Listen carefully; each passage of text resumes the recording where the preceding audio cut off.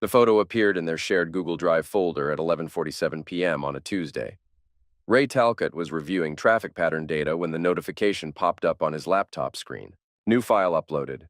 Beach_fun_23.jpg. He clicked it without thinking. His wife, Marla, smiled back at him from a hot tub, her arms wrapped around a man with salt and pepper hair and expensive sunglasses. The man's hand rested on her bare thigh. In the background, Lydia Kent raised a champagne glass, laughing at something off camera. Ray stared at the screen for exactly 43 seconds. He knew because the traffic signal timing report was still running in the background, counting down in neat digital increments. 43 seconds of his marriage dissolving into pixels.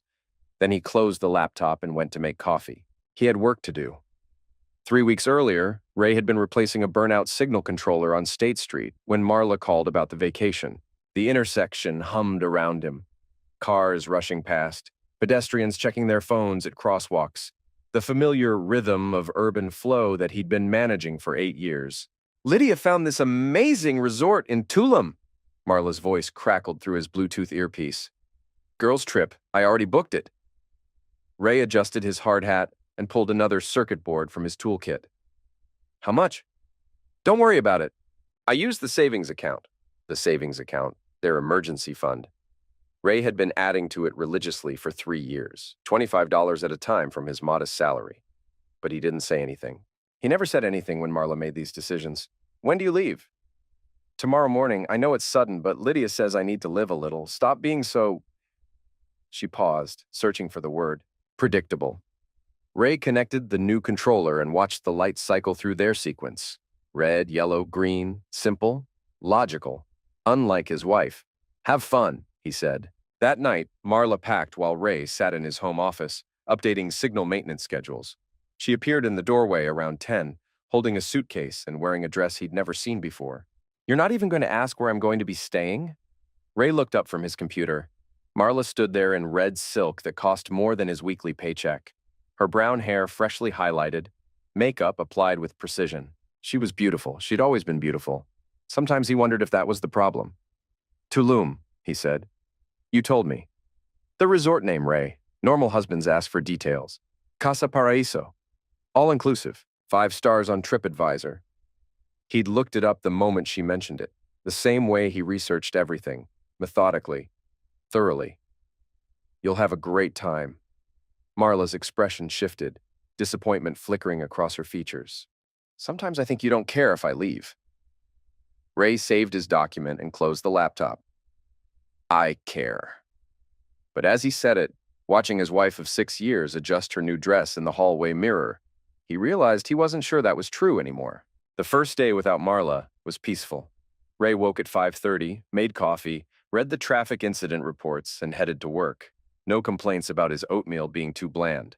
No sighs when he chose the news over morning television. No subtle comments about his shirt choices or the way he organized his tools. Benji Harlan called around noon. Ray was troubleshooting a signal timing issue on Highland Drive when his phone buzzed. "Your wife's blowing up Instagram," Benji said without preamble. "Thought you should know."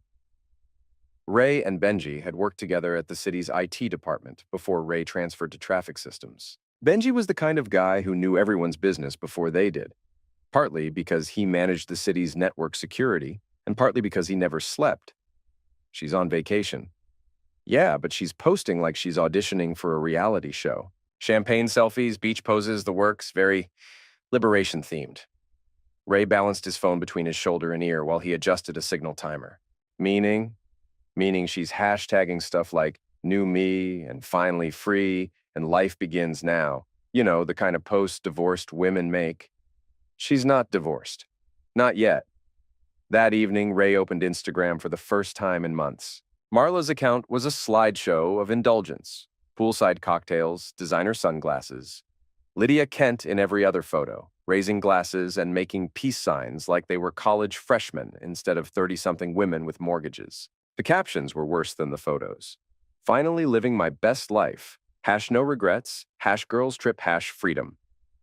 Some people settle. Some people soar. Guess which one I am. Hash blessed hash. New chapter. When you realize you've been playing it safe for too long. Hash YOLO. Hash time to fly." Ray scrolled through 2 weeks of posts, noting the escalating themes. The early photos showed Marla and Lydia alone, standard vacation content. But by day 5, a third person had appeared in the background. A man with graying hair and an expensive watch, usually holding a drink and smiling at whoever was behind the camera. By day 10, he was sitting next to Marla at dinner. By day 12, his arm was around her waist. Ray took screenshots of everything. He couldn't have said why. Professional habit, maybe. When you worked with systems that failed, you learned to document everything. The next morning, Marla called while Ray was having breakfast. "How's everything at home?" she asked, but she sounded distracted. Music and laughter echoed in the background. "Fine. The signal at 9th and Main is acting up, but I'll get it sorted." That's great, Ray." A pause. "I've been thinking about us, about what I want from life." Ray set down his coffee cup. Here it was. "What do you want?" "More. I want more than this routine we've fallen into. More excitement, more passion, more everything."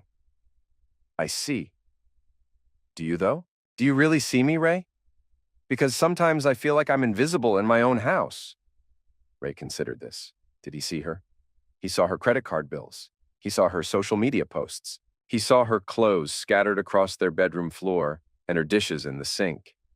He saw the way she looked at him sometimes, like he was a piece of furniture she was considering replacing. "I see you," he said. "I don't think you do. I don't think you see that I'm suffocating here." The line went quiet except for the background noise of wherever she was calling from. Ray could hear a man's voice, distant but familiar now from her recent posts. "I'll see you when you get back," Ray said. "Will you? Or will you see the version of me you want me to be?" After she hung up, Ray sat in his kitchen for a long time, staring at his phone. Then he called Benji. "I need a favor." Benji's apartment looked like a Best Buy had exploded inside a college dorm room. Computer monitors covered every available surface, cables snaked across the floor, and the air hummed with the sound of cooling fans. Ray had to step over a disassembled printer to reach the couch. "Coffee?" Benji offered, gesturing to a machine that looked like it belonged in a chemistry lab. "I'm good." Benji sat down at his main workstation, fingers already dancing across multiple keyboards. "So, what's the favor? And please tell me it's not asking me to fix your home Wi-Fi again." Ray pulled out his phone and showed Benji the Instagram posts. "I need to know who this guy is." Benji squinted at the screen, scrolling through the photos. "Your wife's vacation buddy?" "Yes." "And you want me to do what exactly? Facial recognition, background check, credit report?" "Whatever you can find, legally." Benji raised an eyebrow. "Define legally." "Information that's publicly available.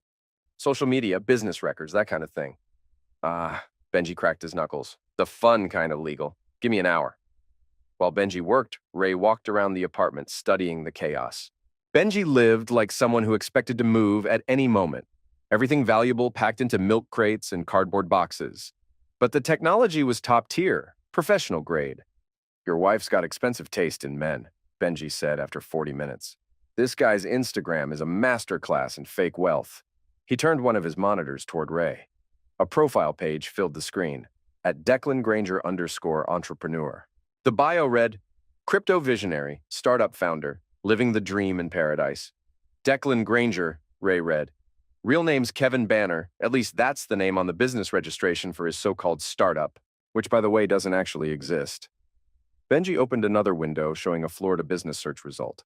Banner Solutions LLC, registered 6 months ago, 0 employees, no revenue reported. But look at this. He pulled up a news article from a Tampa newspaper. The headline read, "Local man accused of investment fraud skips town." Ray leaned closer. Kevin Banner's photo stared back at him from the screen. Younger, with darker hair, but unmistakably the same man who'd been buying his wife cocktails for the past week. 3 women came forward claiming he took their money for bogus investment opportunities, Benji continued. "Romance scam with a business twist. Wine and dine them, get them to trust you, then convince them to invest in your sure thing startup." "How much money?" "150 grand total, small time but effective." Charges were filed, but he disappeared before they could arrest him. That was 8 months ago. Ray stared at the screen. "So he's in Mexico running the same scam."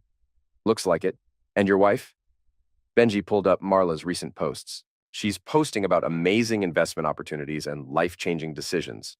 Yesterday she hashtagged something about trusting your heart and your portfolio. Ray's stomach dropped. Their savings account. the money Marla had supposedly used for the vacation. "I need to check something," he said, pulling out his phone. The bank app loaded slowly, each second stretching like a held breath. When the balance appeared, Ray felt the world tilt slightly. $1,200. They'd had nearly $25,000 in savings 3 weeks ago. "Ray?" Benji's voice seemed to come from very far away. "You okay?" Ray looked up from his phone. "She gave him our money." "All of it?" "All of it." Benji swiveled in his chair, studying Ray's face. "What are you going to do?" Ray thought about this question for a long time. What was he going to do? The old Ray would have called Marla, demanded explanations, probably booked a flight to Mexico to drag her home. The old Ray would have trusted that this was all a misunderstanding, that his wife of 6 years hadn't actually stolen their life savings to fund a romance with a con artist. But the old Ray had looked at that photo in their shared drive folder and felt something break inside his chest. Something that had been cracking for months, maybe years, finally snapping clean. "I'm going to get it back," he said. "The money?"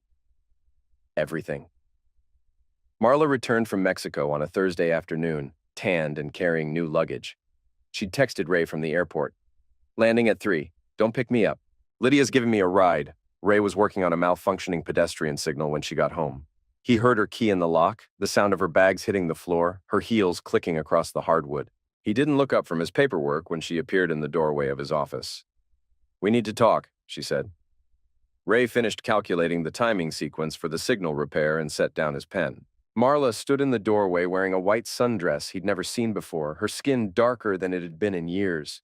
She looked relaxed, happy, guilty. "How was the trip?" he asked. "Amazing. Life-changing, actually." She sat down in the chair across from his desk, the one she usually avoided because it was surrounded by his work materials. "I met someone." "I know." She blinked. "You know?" "Instagram. You posted about it?" A flush crept up Marla's neck. "I didn't mean for you to find out that way." "How did you mean for me to find out?" I don't know. I thought we could talk about it like adults." "About what this means for us." Ray opened his laptop and pulled up their bank statement. He turned the screen toward her. "What does this mean for us?" Marla glanced at the balance and looked away quickly. "I can explain. $23,000, Marla. Our entire emergency fund. It's an investment. Declan has this startup, this amazing opportunity." "Kevin Banner." Marla's mouth opened and then closed. "What?" "His real name is Kevin Banner. He's wanted for fraud in Florida. 3 women, $150,000. Ray pulled up the news article on his phone and showed it to her. "Your investment opportunity is a criminal who's been running romance scams for at least 2 years. Marla stared at the phone screen, her face cycling through confusion, disbelief, and finally recognition. "That's not... He can't be... He is... No." She shook her head. "No, you're wrong. Declan is successful. He has businesses. He showed me his portfolio. Fake. He's taking me to meet his investors next month. They don't exist." "Stop." Marla stood up abruptly, knocking over the chair. "Just stop. You're jealous, I get it. But you don't get to destroy this for me." Ray looked at his wife. Really looked at her. She was 42 years old, intelligent, college-educated.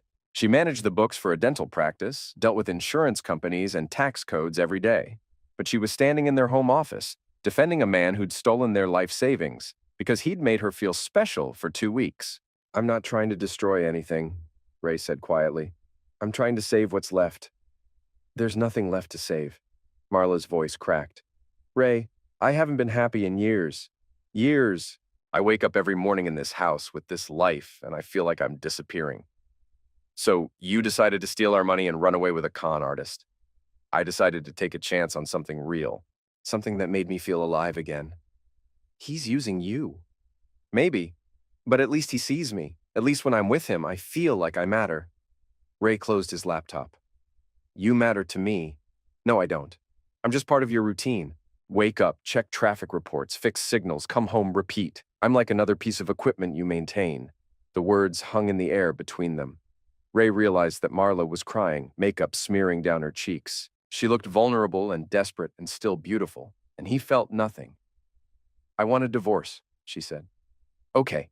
She blinked. "Okay? If that's what you want." "That's it? 6 years of marriage and you just say, okay?" Ray stood up and walked to the window. Outside, the traffic light at the corner of their street cycled through its pattern. Red, yellow, green, constant, reliable, predictable. What do you want me to say, Marla? That I'll fight for you? That I'll change everything about myself to make you happy? That I'll pretend you didn't just steal our future to fund an affair with a criminal? I want you to care. Ray turned around. I do care. That's the problem. That night, after Marla had gone to bed in the guest room, Ray sat in his office and made a list. Not a to-do list or a maintenance schedule, but something he'd never written before. A plan for revenge. It started simple. Document everything. Screenshot every social media post, every text message, every bank transaction. Print the news articles about Kevin Banner. Save the photos from Tulum. Build a file that told the complete story of his wife's betrayal. Then it got more complex. Ray wasn't a violent man.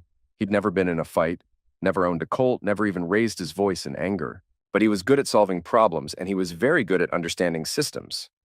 People were systems too. They had patterns, weaknesses, points of failure. And Ray had something his wife's con artist boyfriend didn't: time, patience, and access to information. He called Benji at midnight. "You're not sleeping," he said when Benji answered. "Neither are you, apparently. How'd the conversation go?" "She wants a divorce." "I'm sorry, man." "Don't be. I want to hire you." A pause. "For what?" "Consulting work. I need to know everything about Kevin Banner, Lydia Kent, and anyone else connected to this situation. Finances, social media, business dealings, criminal history, everything." "Ray, what are you planning?" "Problem solving." Another pause. "And this is about more than just the money, isn't it?" Ray looked at the photo of Marla and Kevin still open on his laptop screen. She was laughing at something, her head thrown back, looking happier than she had in their entire marriage. "Yes," he said, "it's about more than the money." Over the next 2 weeks, Ray learned more about his wife's social circle than he had in 6 years of marriage. Benji was thorough, creative, and completely without ethical boundaries when it came to information gathering. Lydia Kent, Marla's best friend and vacation enabler, owned a boutique called Elevated Essentials in downtown Salt Lake City. High-end clothes, jewelry, and accessories for women who wanted to project success. The business was 3 years old and, according to its tax filings, consistently profitable. Too profitable, actually. Benji had found discrepancies between Lydia's reported income and her lifestyle expenses. The boutique claimed to make $60,000 a year, but Lydia drove a BMW, lived in a condo worth $500,000, and took international vacations quarterly. "She's running cash transactions under the table," Benji explained during one of their evening meetings. "Probably not reporting 30 to 40% of her actual income. Classic tax evasion." Proof? Her social media is a goldmine. She posts photos of cash deposits, expensive purchases, trips to Vegas with bags of money. It's like she wants to get caught. Ray studied the screenshots Benji had compiled. Lydia was everything Marla aspired to be. Loud, flashy, seemingly successful. She was also apparently an idiot. What about Banner? Still in Mexico, still running the same scam. But here's the interesting part. Benji pulled up a new document. He's not just targeting random women. He's specifically going after Americans who are traveling alone or in small groups. Resort staff are getting kickbacks for identifying potential marks. So Marla wasn't randomly chosen. Not even close. The resort probably flagged her as soon as she checked in. Married woman traveling without her husband, spending money freely. Perfect target. Ray felt a strange mix of anger and vindication. Marla had thought she was living out some romantic fantasy, but she'd been marked as prey from the moment she stepped off the plane. "There's more," Benji continued. "Banner's been using dating apps under multiple fake names. Same photos, different identities. I found profiles in Miami, Austin, and Phoenix. He's got this down to a science." "Current location?" "Still in Tulum, but he's getting ready to move. Posted some stuff about new opportunities and fresh starts. My guess is he's planning to disappear with whatever money he's collected, probably within the next month." Ray leaned back in his chair. "So we need to move fast." "We? I'm going to need your help with this." Benji studied Ray's face. "You know, I've known you for 5 years, and I've never seen you like this." "Like what?" "Focused. Usually you're just there, fixing things, solving problems, keeping everything running. But this is different. This is personal." Ray nodded. "This is personal." The first phase of Ray's plan was psychological. If Marla wanted to feel like she was living an exciting, independent life, he was going to give her exactly that. Complete independence. He started small. Stopped doing her laundry. Stopped buying groceries she liked. Stopped asking about her day or commenting on her social media posts.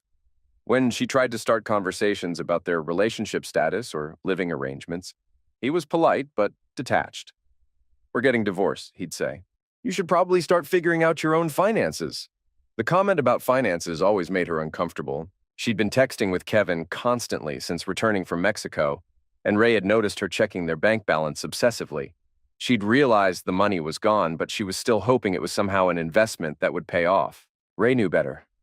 Benji had been monitoring Kevin's activities, and the con artist was already grooming his next sufferer, a recently divorced teacher from Phoenix who was planning a vacation to Cancun. 2 weeks after Marla's return, Ray implemented phase 2 of his plan. He called in sick to work and spent the day at the courthouse filing for divorce. Not just any divorce, but one that included a detailed financial affidavit listing their assets, debts, and recent financial transactions, including the $23,000 Marla had transferred to Kevin Banner's business account. The papers were served while Marla was at work. Ray was fixing a signal controller on the other side of town when his phone buzzed with a text from her. "What the hell is this?" He didn't respond immediately. Let her stew. Let her call Lydia and panic. Let her realize that her quiet, predictable husband had just made a very unpredictable move. That evening, Marla was waiting for him when he got home. She was sitting at their kitchen table with the divorce papers spread out in front of her face red and blotchy from crying. "You can't do this," she said. Ray set down his toolbox and poured himself a glass of water. "I can, actually. It's called no-fault divorce. Very common. The financial disclosure. You listed the Mexico money as theft. Unauthorized transfer of marital assets, that's the legal term. I'm your wife. I had every right to use that money. For a vacation, maybe, not to give to your boyfriend's fake business." Marla slammed her hand on the table. "How do you know it's fake? Have you even talked to Declan? Have you looked at his business plan?" Ray sat down across from her. "Kevin Banner is wanted for fraud in 3 states. His business doesn't exist. The portfolio he showed you is fabricated. The investors he promised to introduce you to don't exist. You keep saying that, but you don't know." Ray pulled out his phone and showed her Kevin's dating profile from Phoenix. Same photos, different name. Michael Davidson, entrepreneur and crypto consultant. Sound familiar? Marla's face went pale. She grabbed the phone and scrolled through the profile. Same bio, same investment pitch, same photos of resort life in Mexico. "This doesn't mean anything," she said, but her voice was shaking. "There are 6 more profiles. Different cities, different names, same scam." Ray took back his phone and showed her the news articles Benji had found. Not just the Florida fraud case, but similar stories from Texas and Nevada. Kevin Banner, or whatever his real name was, had been running variations of this scam for at least 4 years. "He loves me," Marla whispered. "He loves your money." "No." She stood up abruptly. "You're wrong. You don't know him." "I know he stole our life savings. It's an investment." Ray looked at his wife, really looked at her.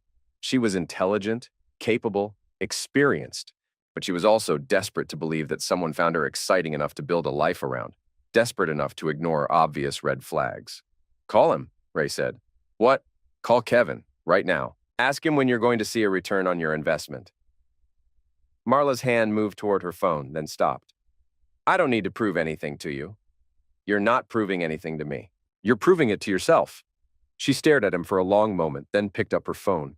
Ray watched her scroll through her contacts, find Kevin's number, hesitate. The phone rang 4 times before going to voicemail. Kevin's voice was smooth, confident. "You've reached Declan Granger. I'm probably closing a deal or living my best life. Leave a message and I'll get back to you." Marla didn't leave a message. She hung up and immediately called again. Same result. "He's probably busy," she said. "Try texting." Marla's fingers flew across her phone screen. Ray couldn't see what she was writing, but he could see her face growing more desperate with each unanswered message. After 15 minutes, she threw the phone on the table. "This doesn't prove anything. It proves he's not answering your calls. He's in a different time zone. Mexico is 2 hours behind us. It's 8 o'clock there." Marla picked up the divorce papers and waved them at him. "This is revenge. You're trying to humiliate me." "I'm trying to protect what's left of our assets." "Our assets? You mean your assets? You've never let me make any real decisions about money." Ray felt something cold settle in his stomach. "I've never let you? You act like every purchase I make is some kind of crisis. New clothes, dinners out, vacations. You make me feel guilty for wanting anything. I make you feel guilty for spending money we don't have on things we don't need. See? Right there. You decide what we need. Ray stood up and walked to the kitchen window. Outside, the traffic light cycled through its pattern. Reliable, predictable. Everything Marla claimed to hate about their life. You're right, he said finally. Marla blinked. What? You're right. I do control the money. I do make those decisions. He turned around to face her. Because when you make financial decisions, you give $23,000 to con artists. The words hit her like a physical blow. She actually stepped backward, her face crumpling. I hate you, she whispered. I know. I hate this house, this life, this version of myself that you've created. I know. I hate that you're probably right about Declan, and I hate that you're going to be smug about it. Ray looked at his wife, saw the pain and frustration and desperate unhappiness in her eyes, and felt the last piece of his love for her quietly die. I'm not going to be smug, he said. I'm going to be thorough. Phase 3 of Ray's plan required patience and precision. Over the next month, while Marla tried unsuccessfully to contact Kevin and Lydia ranted about the unfairness of divorce proceedings, Ray systematically documented everything. Bank records showing the unauthorized transfer, screenshots of Kevin's multiple dating profiles, evidence of Lydia's tax evasion, photos and text messages from the Mexico trip, a complete timeline of the affair and the fraud, but documentation was just the foundation. Ray's real goal was destruction, and destruction required strategy. He started with Lydia.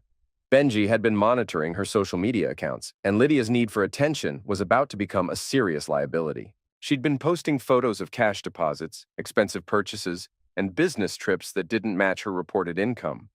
More importantly, she'd been posting photos of tax documents, apparently thinking it made her look successful and professional.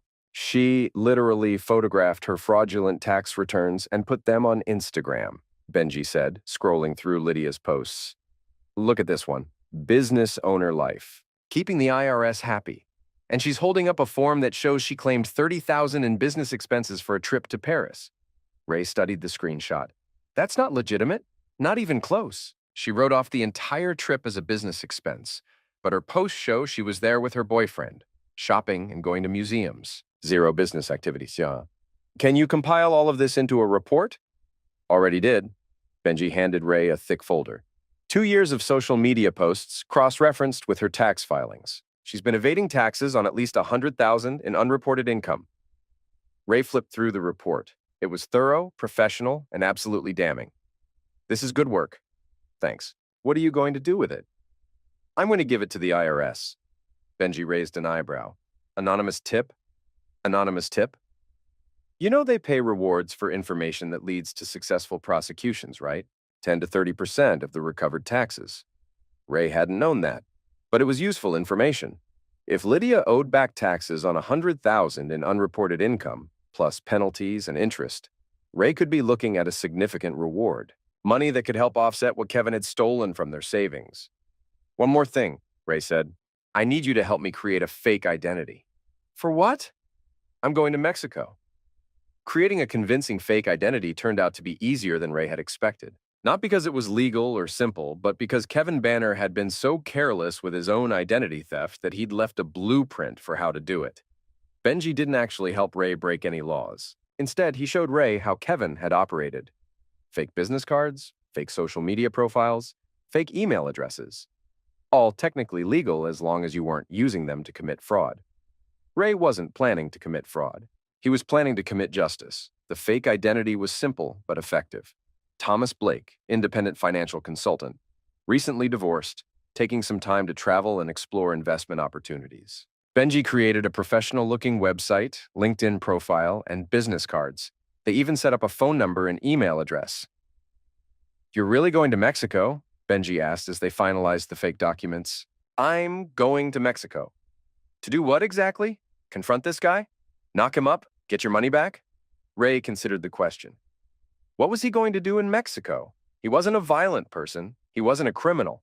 He was a traffic signal technician from Salt Lake City who had never been in a real fight in his life. But he was also a man who had spent his entire adult life fixing things that were broken.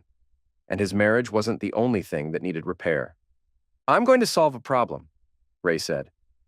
Ray flew to Cancun on a Tuesday morning in late October. He'd told his supervisor that he needed time off to deal with his divorce, which was technically true. He'd told Marla that he was going to visit his brother in Phoenix, which was technically false. She hadn't seemed to care either way. The flight was Ray's first time out of the country. He'd suggested international travel to Marla several times over the years, but she'd always said they couldn't afford it. Now he was sitting in economy class, flying to Mexico to confront the man she'd given their vacation fund to instead. Tulum was exactly what Ray had expected. Beautiful, expensive, and full of Americans who were trying to escape whatever they were running from back home. The resort where Marla had stayed was a fortress of luxury. All white walls and infinity pools and staff members who spoke English with perfect customer service smiles. Ray didn't stay at the resort. He'd booked a modest hotel in town, close enough to observe but far enough away to avoid attention. Thomas Blake was supposed to be a man of modest means, after all. Finding Kevin was surprisingly easy. The man had no concept of operational security. His Instagram posts were geotagged, his schedule was predictable, and his favorite bar was a tourist trap called Paradise Found that served overpriced cocktails to Americans who wanted to feel like they were living dangerously. Ray spent 3 days watching Kevin work. The man was good at what he did, Ray had to admit. He was charming, confident, and completely convincing. He'd approach women who were traveling alone or in small groups, buy them drinks, ask thoughtful questions about their lives and dreams. Within hours, he'd have them laughing and sharing personal stories. Within days, he'd have them talking about investments and opportunities. Ray watched Kevin seduce a teacher from Phoenix, the same woman Benji had identified as his next target. Her name was Sandra. She was recently divorced, and she was clearly desperate for someone to make her feel special. Ray felt a stab of recognition watching Kevin manipulate her the same way he'd manipulated Marla. On Thursday evening, Ray introduced himself. He waited until Kevin was alone at the bar, between targets. The teacher had gone back to her hotel, and Kevin was nursing a whiskey while scrolling through his phone, probably looking for his next sufferer. Declan Granger? Ray approached the bar casually, like he'd just recognized an old friend.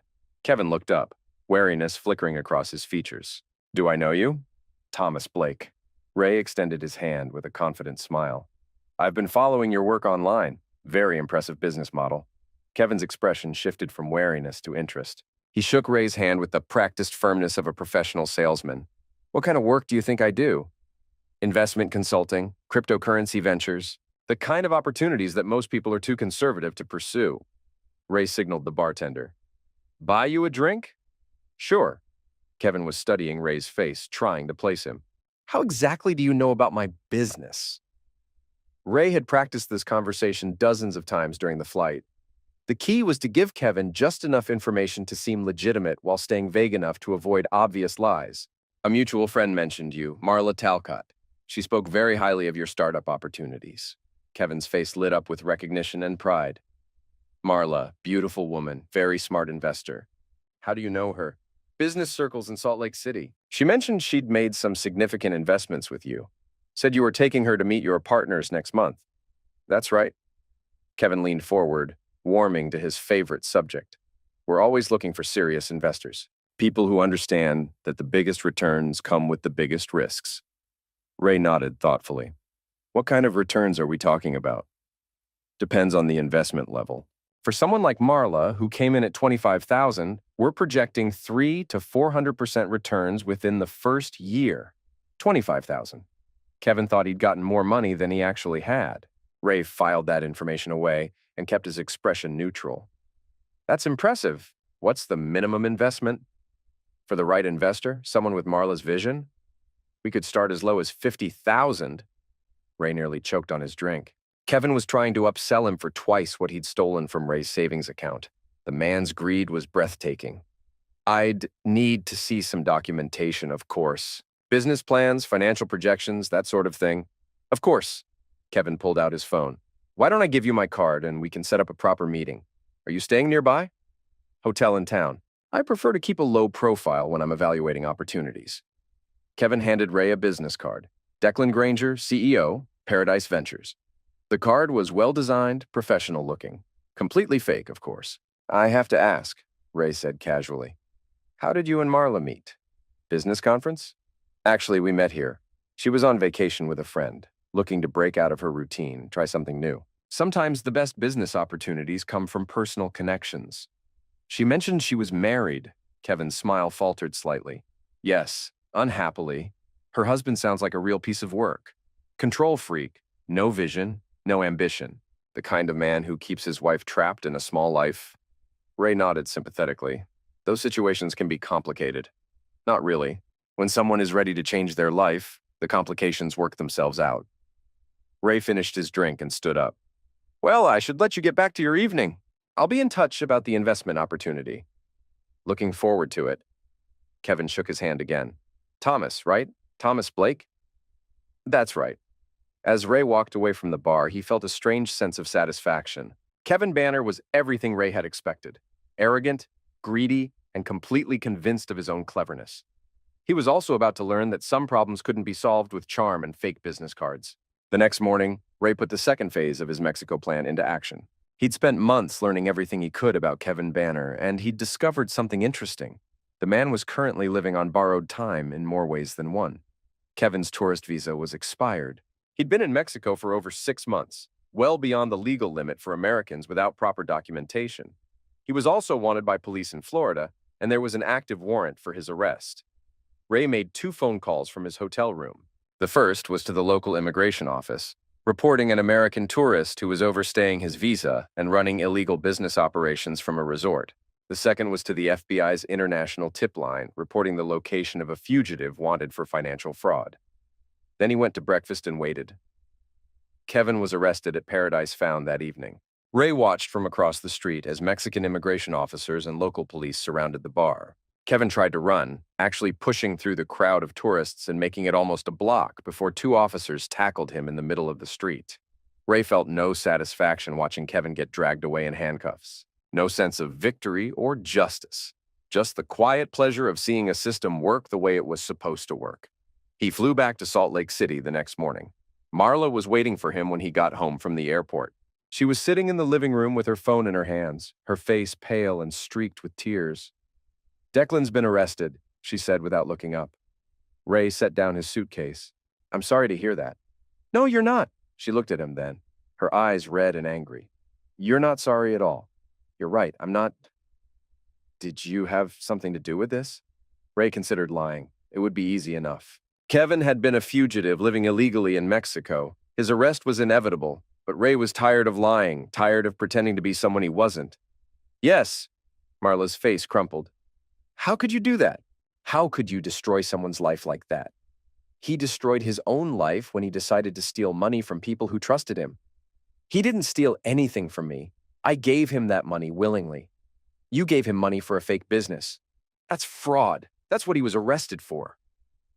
Marla stood up and began pacing around the room. You don't understand. You never understood. Declan made me feel alive. He made me feel like I could be someone different, someone better. He made you feel like a mark. Stop calling him that. Stop acting like you know anything about our relationship. Ray sat down on the couch and looked at his wife. She was still beautiful, still the woman he'd fallen in love with 8 years ago. But she was also a stranger, someone who had convinced herself that being conned was the same thing as being loved. Marla, he said gently, he had 6 different dating profiles, 6 different fake names. He was running the same scam on women in 4 different states. I don't believe you. Ray pulled out his phone and showed her the screenshots Benji had compiled. Dating profiles, news articles, police reports. A complete picture of Kevin Banner's criminal career. Marla looked at the evidence for a long time, scrolling through the photos and documents. When she finally spoke, her voice was barely a whisper. Even if that's true, it doesn't change how I felt. It doesn't change the fact that for 2 weeks I was happy. Really, truly happy. Because you thought you were someone else. Because I was someone else. Someone exciting and spontaneous and worth pursuing. She looked up at him. Do you know what it's like to feel invisible in your own life? To feel like you're just going through the motions, day after day, waiting for something to happen? Ray thought about this question. Did he know what it felt like to be invisible? He was a city employee who fixed traffic signals. Most people drove past his work every day without thinking about it. His job was to be invisible, to keep systems running so smoothly that nobody noticed them. Yes, he said. I do know what that feels like. Then how can you be so calm about this? How can you just sit there like none of this matters? Ray looked around their living room, the couch they'd bought together 3 years ago, the coffee table Marla had insisted on, even though it was too expensive, the photos on the mantel showing their life together, vacations, holidays, anniversaries. Because I'm not invisible anymore, he said. The IRS audit of Lydia Kent's boutique began 2 weeks later. Ray received a call from a federal agent who explained that his anonymous tip had resulted in a full investigation into Elevated Essentials business practices. We'll need you to come in and provide a formal statement, the agent said. Your evidence package was very thorough. What kind of penalties is she looking at? If we can prove deliberate tax evasion on the scale you've documented, she could be facing criminal charges, plus back taxes, penalties, and interest. We're talking about a significant financial liability. Ray scheduled the appointment for the following week. He was looking forward to providing his formal statement. Lydia's arrest made the local news. Local business owner charged with tax evasion. The story included details about her boutique, her lifestyle, and the social media posts that had helped build the case against her. Marla called Ray that evening, crying hysterically. They arrested Lydia, the IRS, the police, everyone. She's facing 5 years in prison. I heard. You did this too, didn't you? This is your revenge. Ray was eating dinner alone at their kitchen table, reading a technical manual about new traffic signal technology. The manual was more interesting than this conversation. Lydia did this to herself when she decided to evade taxes. She was my best friend. She was the person who encouraged you to steal our money and cheat on our marriage. She was trying to help me be happy. She was trying to drag you down to her level. Marla was quiet for a long moment. When she spoke again, her voice was different, smaller. What happens now? Ray closed the manual and looked across the table at the empty chair where Marla used to sit. Now you figure out how to live with the choices you made. I mean with us. With the divorce? The divorce proceeds. You get half of what's left after we settle the debts. I get half. We sell the house and go our separate ways. What if I don't want to get divorced? Ray considered this question. What if Marla changed her mind? What if she wanted to try again, to rebuild their marriage, to forgive and forget and start over? It's too late for that, he said. People make mistakes, Ray. People change. We could try counseling, or you didn't make a mistake. You made a choice, a series of choices, and now you have to live with the consequences. Marla was crying again. I know I hurt you. I know I was wrong about Declan, about the money, about everything, but I was just trying to find myself. You found yourself. You're someone who steals from her husband to fund an affair with a criminal. You're someone who listens to friends who encourage you to destroy your marriage. You're someone who values excitement over loyalty. That's not who I am. It's exactly who you are. It's who you chose to be. Ray picked up his manual and started reading again. After a few minutes, he heard Marla hang up the phone. The final confrontation came 3 months later at the office of Ray's divorce attorney. Marla arrived with her own lawyer, a woman who specialized in helping wives get favorable settlements from controlling husbands. The attorney had clearly been expecting to face a different kind of man, someone who could be intimidated or manipulated into accepting blame for the marriage's failure.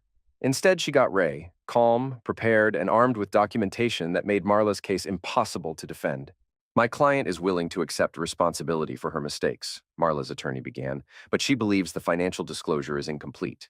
There are questions about hidden assets, undisclosed income. Ray's attorney slid a folder across the table. Mr. Talcott's financial disclosure is complete and accurate. As you can see from the bank records, Mrs.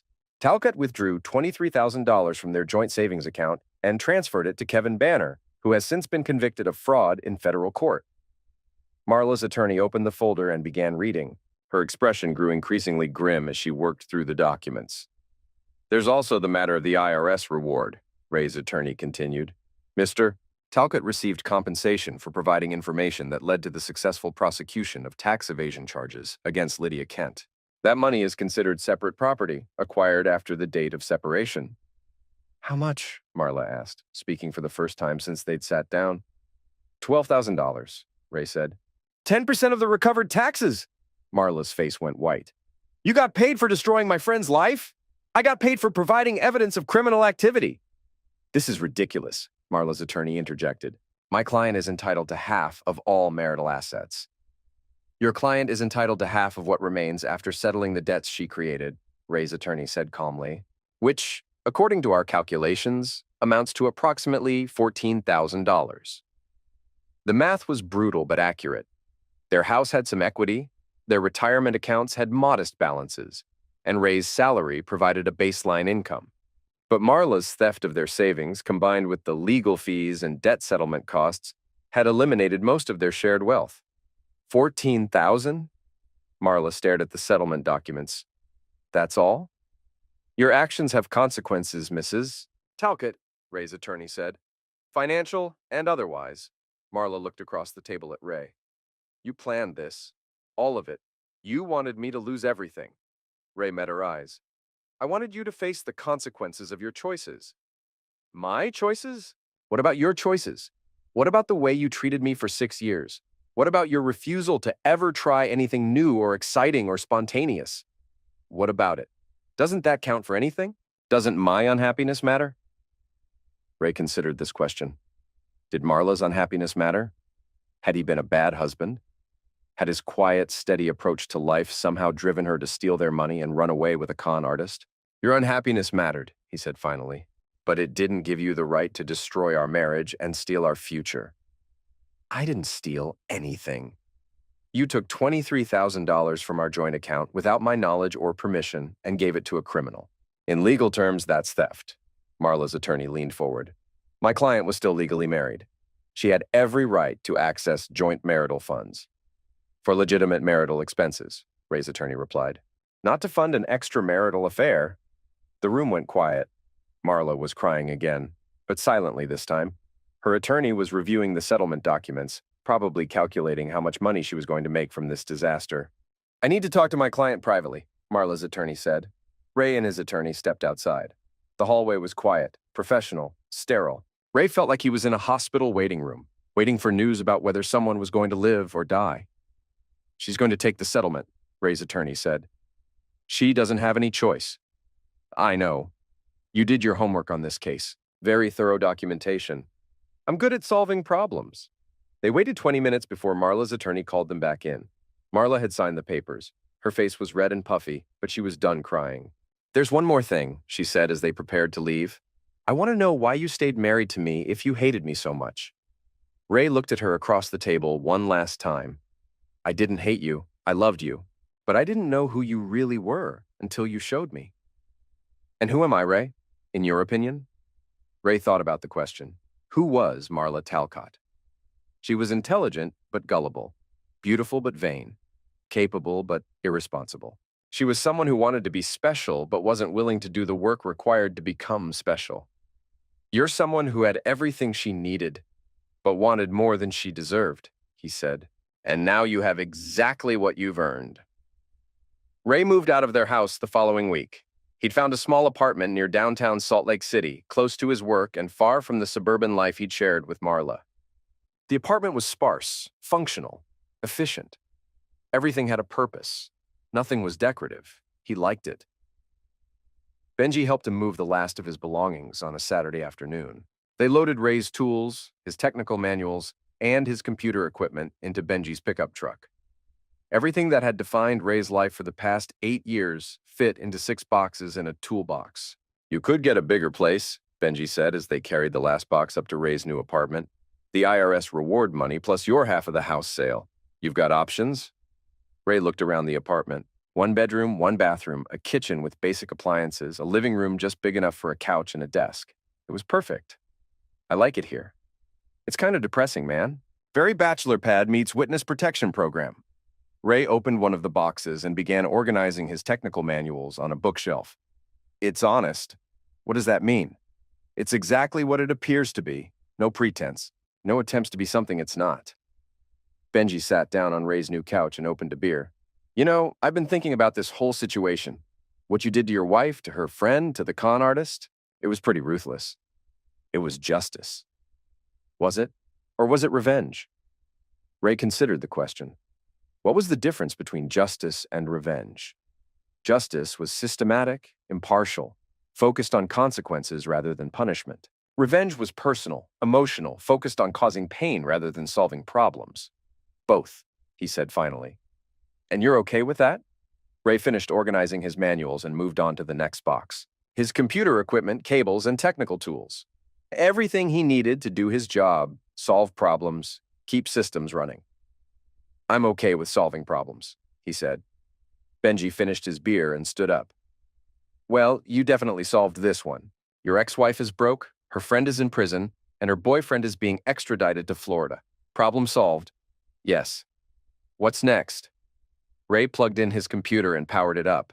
The screen displayed his desktop. Clean, organized, functional. No family photos, no personal documents, just the tools he needed to do his work.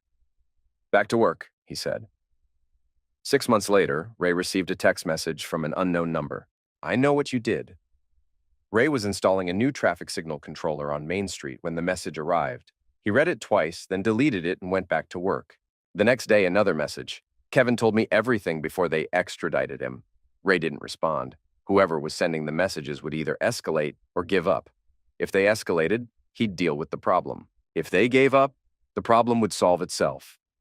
On the third day, the person identified themselves. This is Sandra Mitchell. We need to talk, Sandra Mitchell, the teacher from Phoenix, Kevin's next sufferer before Ray had him arrested. Ray remembered watching Kevin seduce her at Paradise Found, using the same techniques he'd used on Marla. Ray texted back, "What do you want?" "To thank you." Ray stared at his phone for a long moment. That wasn't what he'd expected. Thank me for what? For saving me from making the biggest mistake of my life. Kevin was going to take everything I had, my savings, my house, my retirement, everything. Ray was surprised to learn that Kevin had confessed to his other crimes while in custody. Apparently, facing extradition to Florida had motivated him to come clean about his various scams, probably hoping for some kind of plea deal. How did you get my number? Ray texted. Kevin had Thomas Blake's contact information. I did some research, figured out who you really were. I'm a teacher. I'm good at research. Ray considered this development. Sandra Mitchell knew his real identity, knew what he'd done in Mexico, and could potentially cause problems for him. But she was thanking him rather than threatening him. What exactly did Kevin tell you? That you tracked him down, turned him into the authorities, got him arrested. He said you were married to one of his sufferers, former wife. I'm sorry, that must have been devastating. Ray thought about whether Kevin's theft of their money had been devastating. Financially, yes. The loss of their savings had complicated the divorce and forced him to start over in many ways.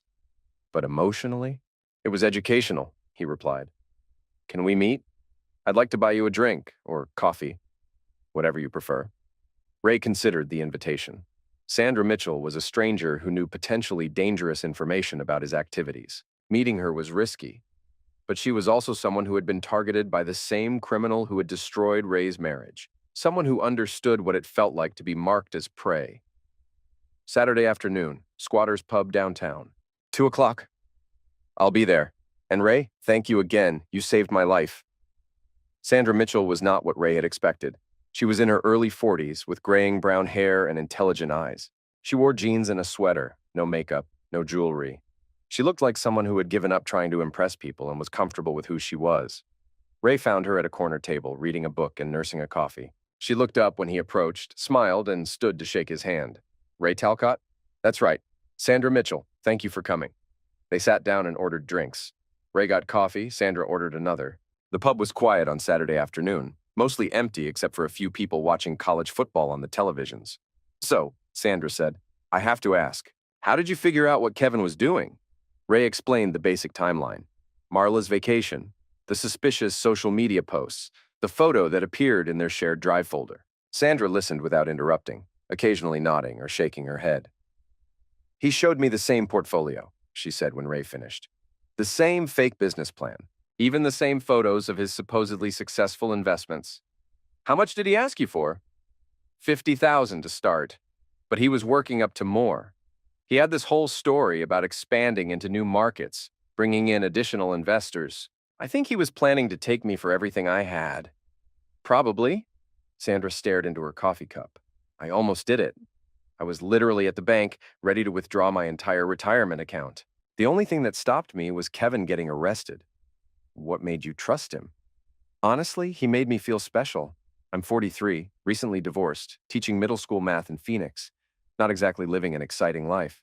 Then this handsome, successful man starts paying attention to me, telling me I'm beautiful and intelligent and deserve better than I've settled for. Ray nodded. It was the same story Marla had told him. Kevin specialized in finding women who felt invisible and making them feel seen. The thing is, Sandra continued, he wasn't entirely wrong. I was settling. My marriage was boring, my job is routine, my life is predictable. I wanted something more, but not at the cost of everything you'd worked for. Exactly. Kevin offered me excitement, but the price was financial end. They sat in comfortable silence for a few minutes, watching the football game on the nearest television. Ray found himself relaxing in Sandra's presence. She was easy to talk to, direct without being aggressive, intelligent without being pretentious. Can I ask you something personal? Sandra said. Go ahead. Do you regret what you did? The revenge, I mean? Ray considered the question. Did he regret destroying Marla's affair, exposing Lydia's tax evasion, or getting Kevin arrested? Did he regret the systematic way he'd dismantled the network of people who had betrayed him? No, he said. I regret that it was necessary. But not the actions themselves. Not the actions themselves. Sandra nodded approvingly. Good. You shouldn't regret protecting yourself and other people from criminals. Is that what I did? That's exactly what you did. Kevin would have kept running his scam until someone stopped him. You stopped him. Ray finished his coffee and signaled for the check. What happens now? With your life, I mean. I'm selling my house in Phoenix and moving here, Salt Lake City. I got a teaching job at a middle school in Murray. Ray was surprised. Why here? Because this is where Kevin's scam fell apart. This is where someone finally stood up to him and won. I figure if this city can produce someone like you, it might be a good place to start over. Someone like me? Someone who solves problems instead of complaining about them. Someone who takes action instead of hoping things will get better on their own.